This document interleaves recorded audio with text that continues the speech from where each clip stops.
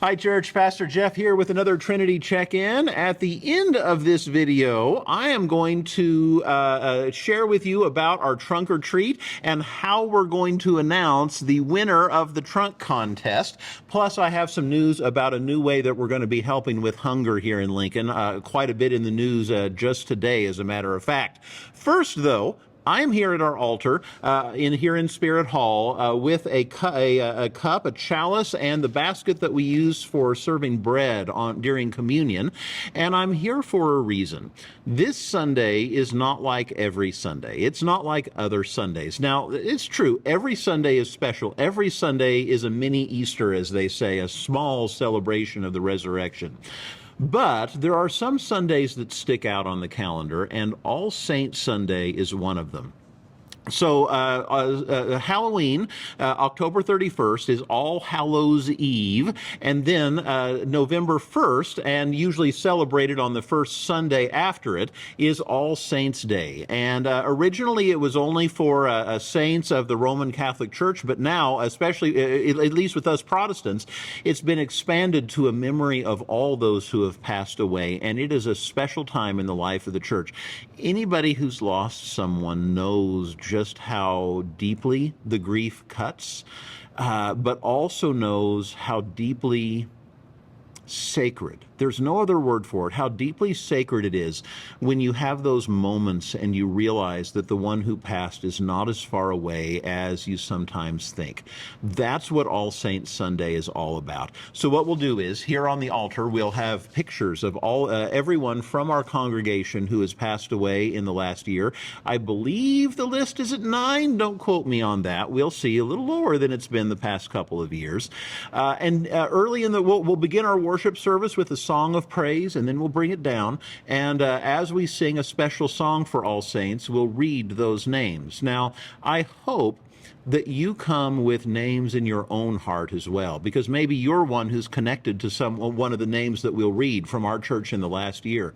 But each one of us brings the grief for anyone whom we've lost, brings not just the grief, but the special good and sacred memories with us. And we lift those all up together on All Saints Sunday, along with that song and along with the lighting of candles. And it never ceases to be one of those moments when we realize that, as the ancient Celtic Christians put it, the veil between heaven and earth seems especially thin. Now, of course, part of that is also communion. And it's been a while since I've talked about communion itself. So I wanted to tell you a little of my story around coming to terms with understanding what communion is, and give you a tool to help understand it too. So for me, I grew up in a church that had communion once a quarter. It wasn't very often. It's common in Methodist churches because of the frontier days, when once a quarter was all that they could manage with clergy who traveled from place to place. And it's not that it wasn't special, but it certainly didn't happen very often. It didn't. That didn't imply that it was any more special than that. But when I was a choir director, it was at a Lutheran church, and they would have communion every other week, but leading up to and after Easter, they would have communion every single week. And at first, I thought, like so many people did, oh, if we do it that often, it won't be special anymore. And boy, was I wrong. I was so wrong. Receiving communion every week in that Lutheran church, there's no words. I could sense in my bones that there was something that happened when we came to that table, and I couldn't explain it. To this day, I can't fully explain what happens when we come to the table. But receiving it every week like that, coming to expect it, coming to look forward to it, coming to crave it even, became part of who I was during that time. Now, we do communion monthly, but maybe that happens for you, even receiving it monthly. I would believe that easily. Seminary, though, helped give me some language for that. Now, part of it is that we do reenact the cross. We talk about salvation history, how God is there for every single one of us. We talk about Jesus on the cross, how Jesus offered up the Last Supper. But the part that always gets me comes from a couple of Greek words. You guys know I'm a church nerd, right? So I'm going to teach you a couple Greek words. Anamnesis and prolepsis. Anamnesis means bringing the past into the present. That when we tell these stories, when we reenact what happened at that Last Supper and tell the story of the cross, it's not like we're time travelers. There's no flux capacitor involved here, no TARDIS needed.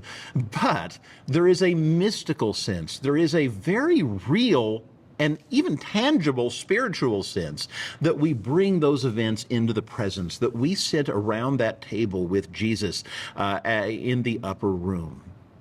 It also means that as we do it, we come to the table along with those who've gone before us. Do you see the connection to All Saints' Day? That all those who have come before us, our parents, our grandparents, ancestors that we never met, we join at the table with them every single time we do it in a way that may not be literal and physical. However, in a mystical sort of way, in a spiritual sort of way, I've come to believe that it's deeply true. That's anamnesis. Prolepsis, then, is the other way. That is bringing the future into the present. So the other part of what we do at communion is that we proclaim the day that God will make all things new. We proclaim the day that all is complete in creation, and that work is everything that God has always intended it to be. And when we proclaim it, we bring that future reality into the present. In those moments, we live it. We live in the kingdom. We live in the new creation. And we receive it not only with one another in community, because that's part of it, but we do it in a way that we pick up, that we receive, that we bring the past into the present. And as we eat it, we become part of God's future as well. There is so much that happens in communion, and I still can't tell you what it means. I still don't know why it's so special, at least in any sort of articulated way. But I know that it's deeply meaningful, it's deeply special, and that God is deeply present every time we do it. So I hope that you will come this Sunday. I hope that you will sing as we read the names of those in our church who died in the last year. I hope you'll bring memories of those that you miss in your life, those in the past that you wish you had known, and that you bring that not only to the All Saints remembrance, but to this table as we receive communion and know that that veil between heaven and earth is far more thin than we ever know.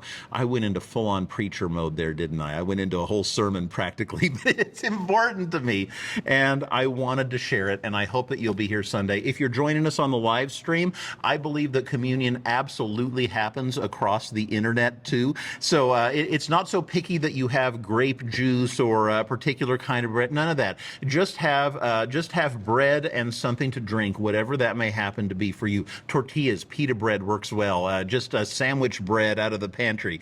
Bring it and be sure that you are a part of that as well.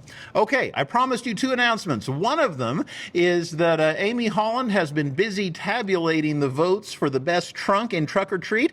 By the way, we had 900 some people come through here. I think it was a couple years ago we estimated 850 and figured that's capacity. Our facility can't handle any more than 850. Well, what was it, 972 this year? We beat it, and it's fantastic. You beat it. So thank you to everybody who helped make that happen. Come this Sunday, and in the mission moment in church, you will find out who the winning trunk is. It will be a good celebration, I know. The other thing is, with everything going on politically right now, we know that we're about to start seeing more problem with hunger, and that in our community, and that means that we have a job as Christians to step up and help our fellow human beings. We already do a lot as a church for hunger with a connection point, with the backpack program. However, we're going to do something new. We're going to have a table out in the narthex. I just realized as I left the office, Amy and Sophie and maybe even some others were debating what we should call it. We don't even know what we're going to call it yet, but we know this: we're going to start collecting food, at least for a while, to help with the little free pantry system that's emerged in Lincoln. So the food that we gather on this table, we will take out. So when you're grocery shopping this weekend, pick up something extra, bring it. Money, of course, is also welcome. You can give any time to that and in support of that or of Connection Point or our backpack program. But we are called as Christians to care for those who are hungry, to care for those who are sick, to care for any needs that we find.